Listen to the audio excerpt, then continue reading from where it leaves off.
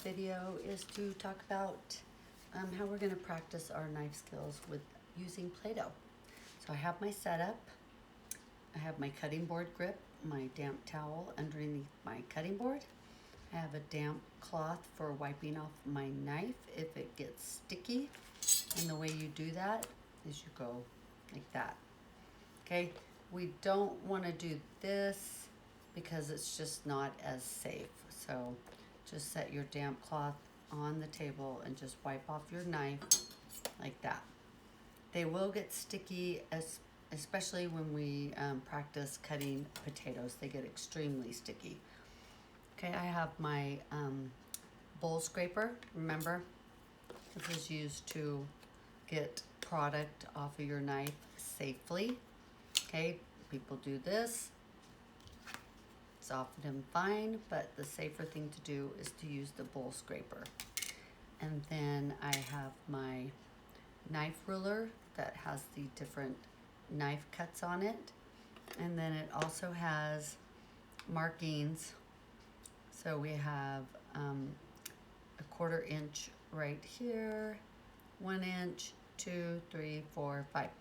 And anyway, we are going to be practicing with our Play-Doh making the batonnet cut, which is a 1/4 inch by a 1/4 inch by 2 to 3 inches long. And then we're going to turn that into a small dice, which is a 1/4 inch by a 1/4 inch by a 1/4 inch. So if you look at the knife ruler, here is the batonnet, and it does tell you the measurements. And then here is the small dice. So you can use this just as a way of checking your cuts against this. And then you also, when you make your cuts, you could set them on top of this paper to see if they match the size. Same thing with the small dice as well.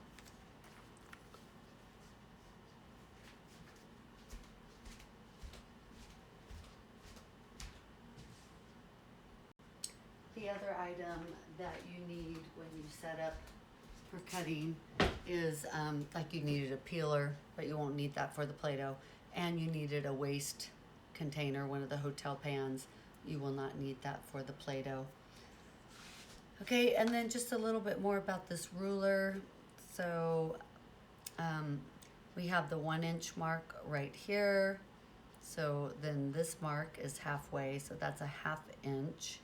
And then this mark right here is the 1/4 inch, and that's what we're going to be focusing on. So first you want to take your Play-Doh out of the container, and please don't mix the colors, just keep whatever color you have, don't mix it.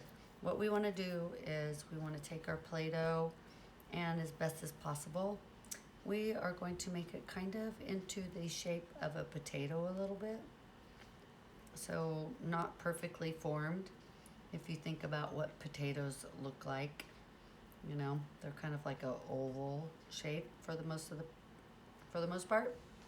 So we do need this to be, however, at least probably 3 inches long. So I'm going to take my ruler and measure.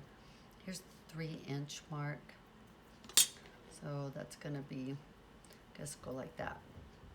Let's roll it a little bit longer.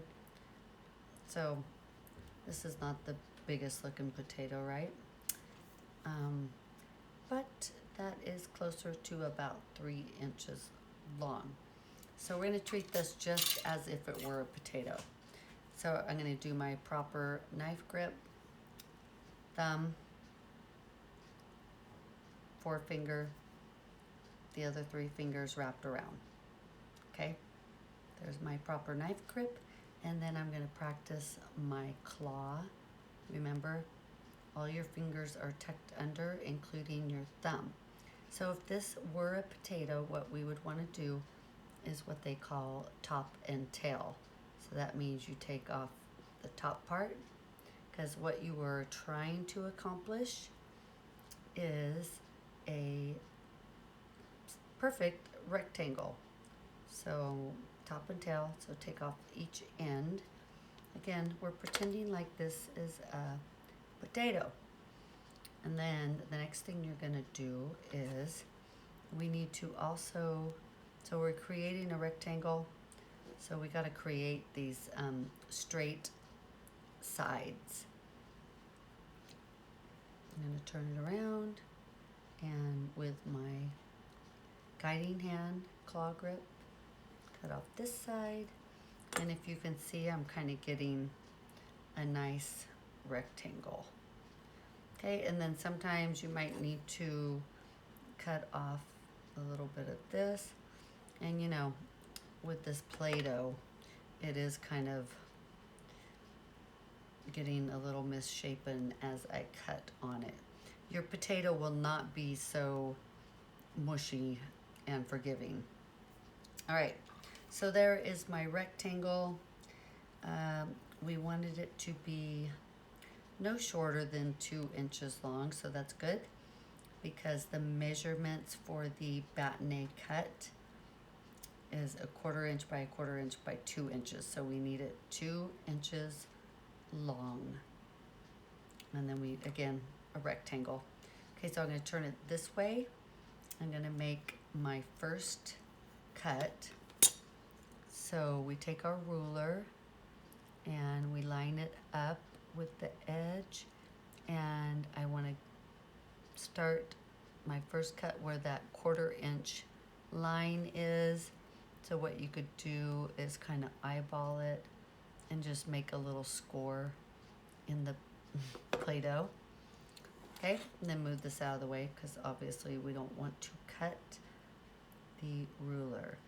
And then I'm going to slice down. So there's our first slice. And then the next thing we're gonna do is line it up again. We want to make a 1/4 inch cut. So we go like this, move the ruler, use your claw grip. Okay, slice down. There's my second slice. And we can make probably at least a couple more. So there's my 1/4 inch, and use your claw grip, slice it down.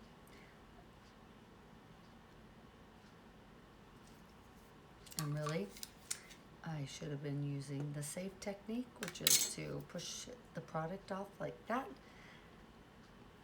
And then I think we could get, well, to make it perfect, we do want to cut off a little bit of this side.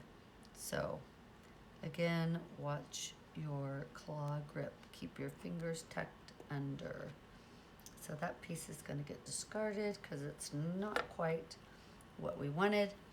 So these are our slices, and typically what you would do is you would take your slices and you would stack them on top of each other. Okay? And now we're going to line this up, and we're going to do another cut like that. And at this point, this should be our bâtonnet. Now, if I can get them pulled apart so you can kind of see what I'm talking about. Okay, with the Play-Doh, it's not going to be the most accurate representation, but line this up again, and we want to see the 1/4 inch mark, and we're going to go like that. Okay, and at this point, I am going to call it good because these are my 4 bâtonnet. So you can line them up on your little paper. And we're going to say that's good. Again, Play-Doh is interesting. It's good, I guess, to practice with rather than wasting a bunch of produce, but it definitely doesn't exactly simulate what it's like when you're cutting produce. And you will be cutting produce. Not today, tomorrow. Okay, so there's my bâtonnet cut. Now, to make the bâtonnet into the small dice, it's really pretty simple.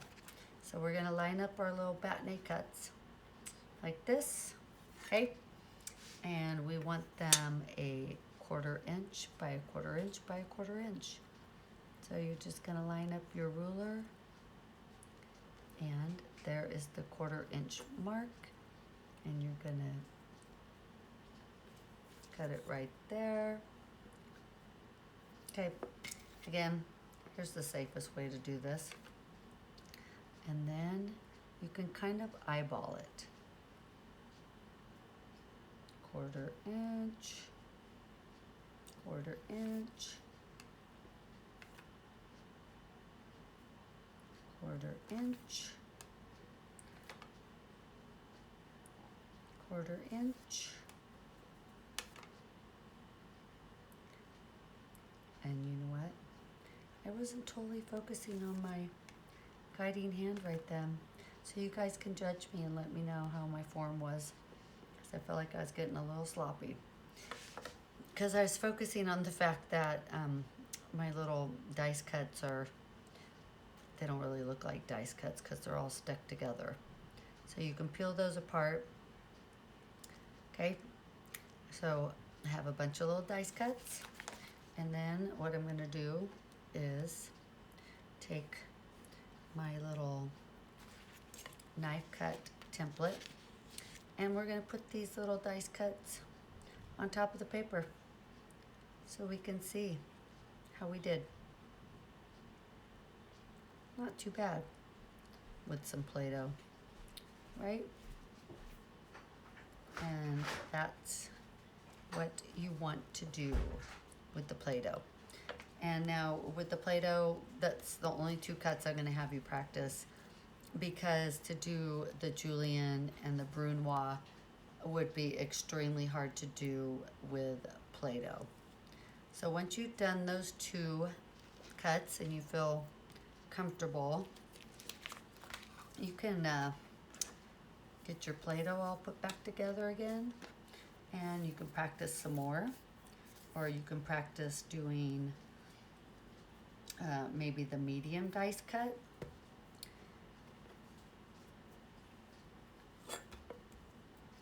And then we also will be washing our cutting boards, knives, and our utensils like this.